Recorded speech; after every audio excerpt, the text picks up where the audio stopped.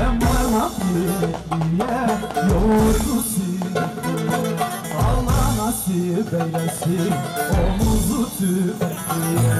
Ben varmam orada duramıyor. Allah nasip eylesin davuzuna ya.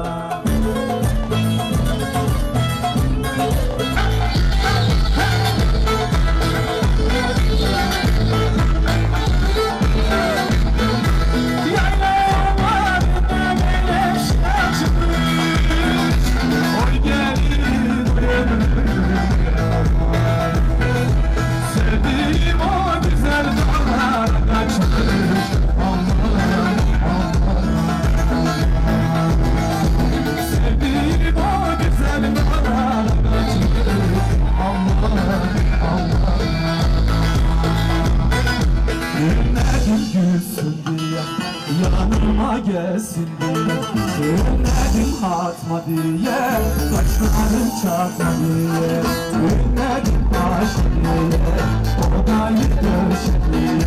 Ben varmam oraya, orada duraya. Allah nasip eylesin davullu zurnaya. Ben varmam yine yoğurdu sinekliye. Allah nasip eylesin. Siz gibi omuzu tüfekliye. Efendim harikasınız, çok teşekkür ediyoruz. Bu güzel oyunlarımız kaldığı yerden devam edecek, hiç merak etmeyin.